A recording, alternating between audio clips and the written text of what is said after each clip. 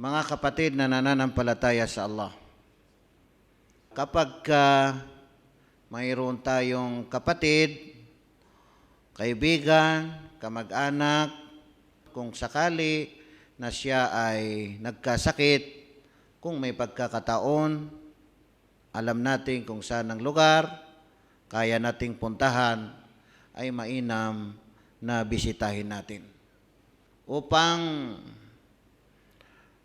mapanatag ang kanyang kalooban, upang may panalangin natin sa Allah subhanahu wa ta'ala na siya ay pagagalingin ng Allah subhanahu wa ta'ala. Yun ay kung may pagkakataon na mabibisita natin o mapupuntahan natin.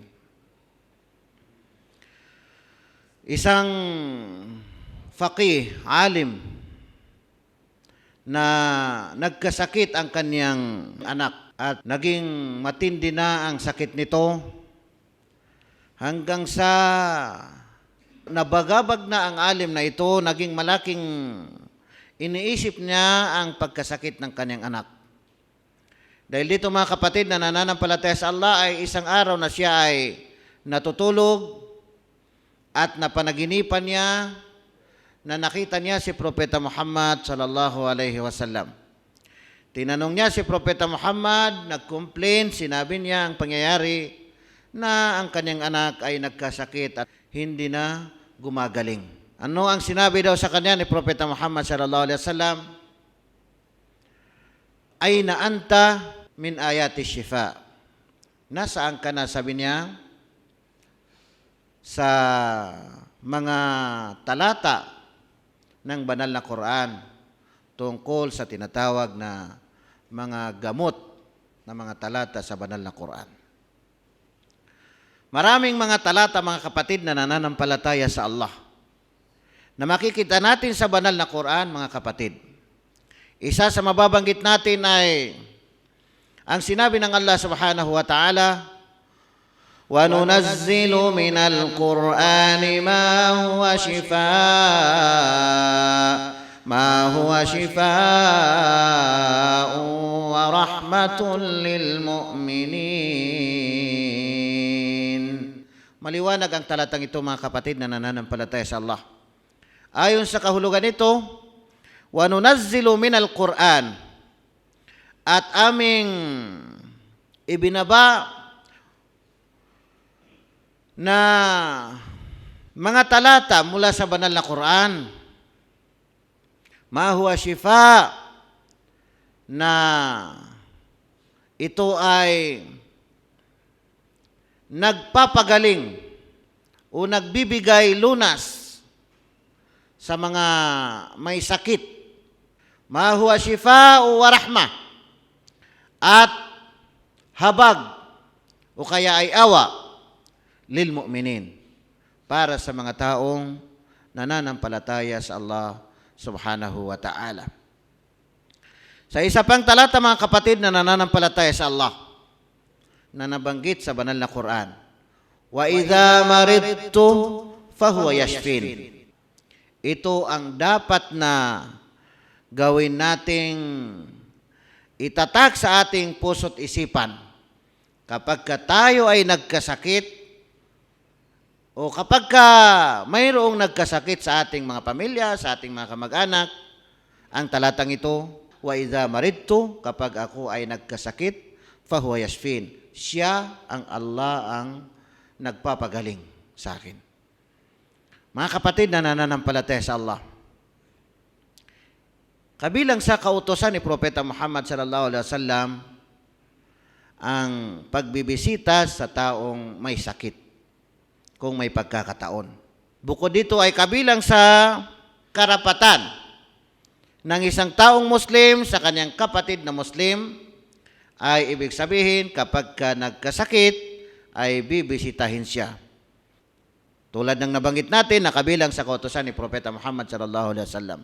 Ayon sa naisalaysay ni Abi Musa al-Ash'ari radhiyallahu anhu, qala Rasulullah sallallahu alaihi wasallam, udul marid wa at'imu al-ja'i' wa fakkul 'ani ay al-asir.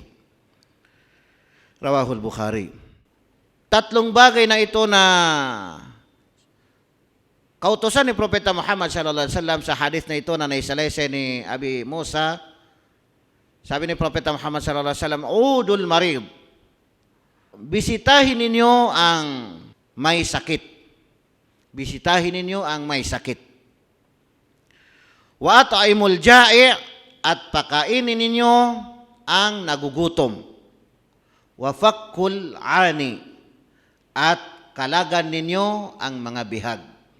Yung mga nahuli, kalagan ninyo, sabi ni Propeta Muhammad sallallahu alaihi wasallam. Kabilang sa min adabi ziyara o min adabi ayadatil marid, kabilang sa kagandahang asal sa pagbisita sa taong may sakit, unang-una ay tatanungin mo siya kung kumusta na.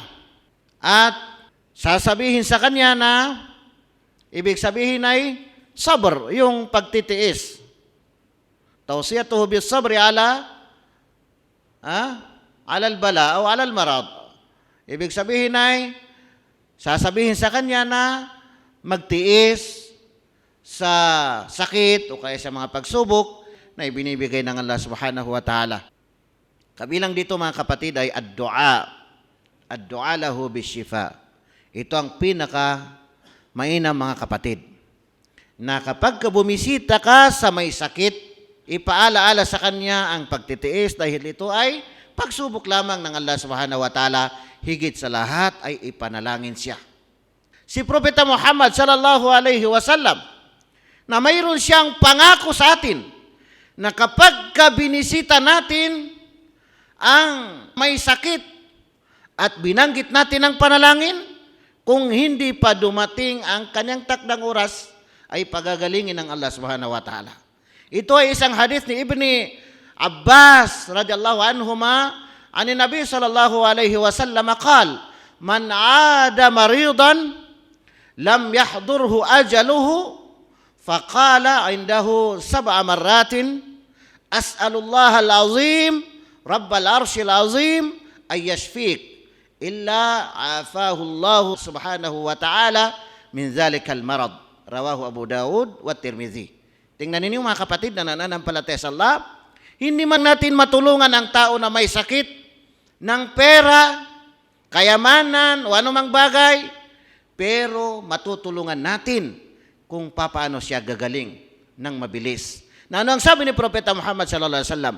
Man 'ada maridan, ang sino mang tao na bibisita sa taong may sakit, lam yahdurhu ajaluhu, na hindi pa dumating sa kanya ang kanyang takdang oras ng kamatayan, hindi pa yon yung panahon na takdang oras ng tao na yun na may sakit na mamatay na, hindi pa yon ang oras, faqala indahu sab'a marrat, at sasabihin niya ito sa tabi ng may sakit na ito ng 7 bisis, na sasabihin niya, as'alullah al-azim rabbal arshil azim ay yashfik. Kapag binanggit niya ito, sabi ni Propeta Muhammad sallallahu alaihi wasallam, walang iba kundi pagagalingin siya ng Allah subhanahu wa ta'ala sa kanyang sakit na ito. Tingnan ninyo mga kapatid na nananampalataya sa Allah, na hindi na kailangan na kapag binanggit mo ito ay ipapakita mo pa, palalakasin mo pa, banggitin mo na ibig sabihin nasa tabi ka ng tao na may sakit, na para sa Allah subhanahu wa ta'ala, nananalangin ka ng ito ay ang Allah subhanahu wa ta'ala ang nagpapagaling. Tingnan ninyo mga kapatid na nananampalataya sa Allah. Kapag hindi pa dumating ang takdang oras ng taong ito, nangako si Propeta Muhammad sallallahu alaihi wasallam, walang iba kundi pagagalingin siya ng Allah subhanahu wa ta'ala. Akalain natin mga kapatid, isa, dalawa, paano kung marami nang bibisita sa taong may sakit at lahat ng mga ito ay babasahin nila ng 7 beses ang panalangin na ito, mga kapatid na nananampalataya sa Allah. Kung hindi natin may memorize, isulat natin, babasahin natin pag malapit na tayo o nasa tabi na tayo ng may sakit. Pwede natin basahin yon ng 7 beses. Si Musa alayhi salam, nung siya ay magkasakit, itong kasaysayan na ito ay nabanggit sa Dalilus Sailin. Si Musa alayhi salam ay nang siya ay magkasakit ay pumunta siya sa Tur Sina, sa bundok sa Sina, ay alam natin na si Musa alayhi salam ay kausap niya ang Allah subhanahu wa ta'ala. Kaya siya tinagurian na Kalimullah, kausap ng Allah subhanahu wa ta'ala. Lagi niyang nakakausap ng Allah subhanahu wa ta'ala ng direkta. Mayroon siyang sakit at tinanong niya ang Allah subhanahu wa ta'ala, naghihi siya ng tulong sa Allah subhanahu wa ta'ala, ano ang makakagamot sa kanyang sakit. Itinuro sa kanya ng Allah subhanahu wa ta'ala na pumunta doon sa asab fi sahra, yung damong gamot o kaya mga herb doon sa bandang desyerto o kaya sa ilang, hanggang sa pinuntahan na ni Propeta Moises o si Musa alayhi salam at kinuhanan niya ang dahong gamot at nagamutan siya. Nagamutan siya ng Allah subhanahu wa ta'ala. Sa pangalawang pagkakataon ay nagkasakit naman si Propeta Musa alayhi salam at hindi na siya naghingi sa Allah subhanahu wa ta'ala at doon na dumirikta pumunta doon sa damong gamot doon sa lugar na iyon, mga kapatid na nananampalataya sa Allah. Kasi ang sa isip niya ay yun na, direkta na siya pupunta doon, kaya yun na, magagamutan na siya. Pero sa kasawiang palad, mga kapatid, ay mas lalong tumindi ang sakit ni Propetang Moises alayhi salam. Sumakanya ang kapayapaan. Pumunta siya sa Tur Sina at naghihingi siya sa Allah subhanahu wa ta'ala at tinatanong niya kung bakit hindi siya nagagamot. Samantala nung una ay nagamot siya, samantala ngayon ay hindi na siya nagagamot. Ano ang sinabi sa kanya ng Allah subhanahu wa ta'ala? Innaka ya Musa fil marratil ula la ja'ta ilayya. Sabi ng Allah subhanahu wa ta'ala, wa fil marratil thaniya la ja'ta ilal ashabi wa nasita anni anal bari'us syafi. Katotohanan na ikaw Musa, nung unang pagkakataon na nagkasakit ka, ay pumunta ka sa akin. Nag-iingi ka sa akin ng tulong at nagamutan ka. Subalit sa pangalawang pagkakataon ay pumunta ka na doon sa dahong gamot at nakalimutan mo na ako ang tagapaglikha, sabi ng Allah subhanahu wa ta'ala, at ako ang nagpapagaling. Ako ang nagbibigay ng gamot. Tingnan ninyo mga kapatid na nananampalataya sa Allah.